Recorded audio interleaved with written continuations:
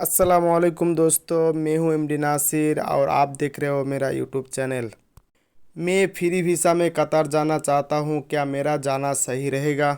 आप लोगों से ही कोई एक लोग ने मेरे को पूछा है मेरा वीडियो कमेंट सेक्शन में। इसी टॉपिक से आज बात करने वाला हूं। पहले तो हम ये बताना चाहता हूं कि फ्री वीज़ा क्या होता है। देखिए, फ्री वीज़ा कतार गवर्नमेंट का खाता में कोई फ्री वीज़ा नाम का कोई वीज़ा नहीं होता है। ये जो फ्री वीज़ा नाम है हम और आपने दिया है। पहले मैं आपको बता देता हूँ कि फ्री वीज़ा हम लोग किसको बोलता है।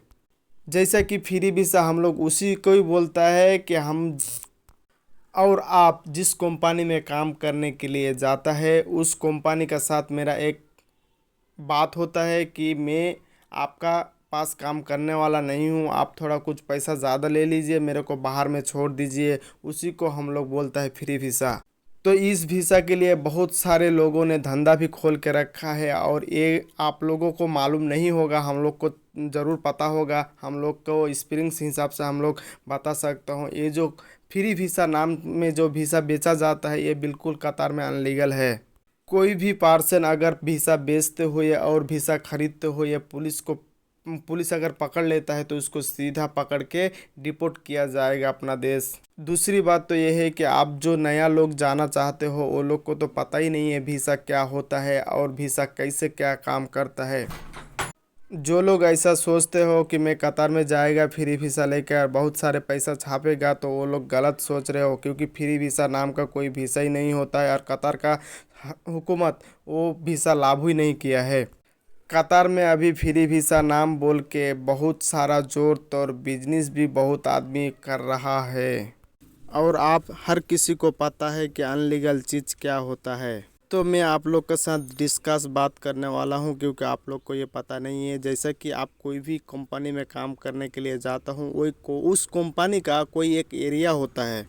उस कंपनी ने आपको उसी जगह पे काम करा सकता है जिस जगह पे उसका एरिया है और जिस जगह पे वो लोग काम करवा रहा है।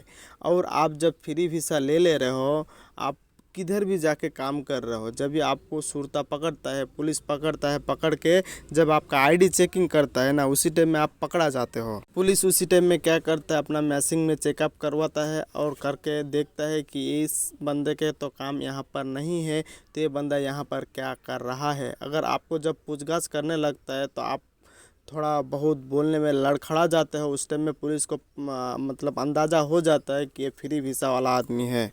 फ्री वीज़ा का मतलब यही होता है कि आपका आईडी है, अकामा है, हर कुछ है, लेकिन आप अनलीगली है। वो भी अनलीगली होता है, क्योंकि आप जिस कंपनी में आपका जिस कंपनी में वीज़ा है, आप उस कंपनी में काम कर नहीं कर रहे हो, दूसरी जगह में काम कर रहे हो। इसी को कतार में अनलीगल बोला गया है। और इस वीज़ा में किसी को अगर पकड़ा जाता है तो उसी को ही डायरेक्ट पकड़ के डिपोर्ट किया जाता है। और हम लोग ऐसे ही कतार का बदनाम करवाता है कि मेरा आईडी, पासपोर्ट, हर कुछ रहते हुए भी हमको डिपोर्ट किया गया हुआ है।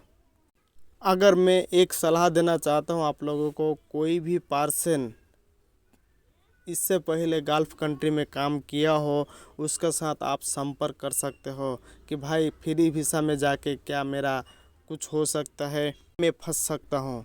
अगर आप किसी का पास कुछ बात नहीं पूछ के अगर मेरे को आप सवाल किया है, तो मैं एक सलाह देना चाहता हूँ आपको कि आप अगर कतार जाना चाहते हो, दुबई जाना चाहते हो, सऊदी जाना चाहता हो, कोई भी गल्फ़ कंट्री में जाके काम करना चाहते हो, तो आप जाइए कंपनी वीज़ा में। कंपनी वीज़ा में काम करने के लिए आप जाएगा तो आपका बेनिफिट यही रहेगा कि आपको काम दे चाहे नहीं दे, लेकिन 8 घंटा बेसिक ड्यूटी आपको कंपनी हर हालत में देगा और आपका काम भी बनते रहेगा और आपका टेंशन भी नहीं रहेगा। तो जो लोग नया है उसी के लिए मैं यही एक ही सलाह और एक ही साजिश करूँगा कि कोई भी पर्सन अगर जा रहे हो कतार में, सऊदी में काम करने के लिए, तो वो आप कंपनी पकड़ के जाइए, कंपनी का वीज़ा में काम करके जाइए।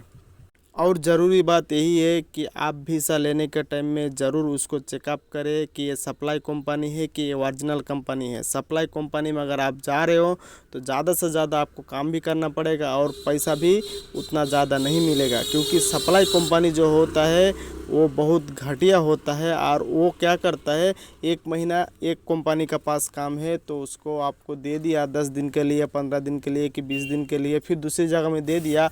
वहाँ पर सप्लाई कंपनी में क्या होता है कि बोला जाएगा कि 8 घंटा ड्यूटी, लेकिन आपको 12 घंटा ड्यूटी करवाएगा।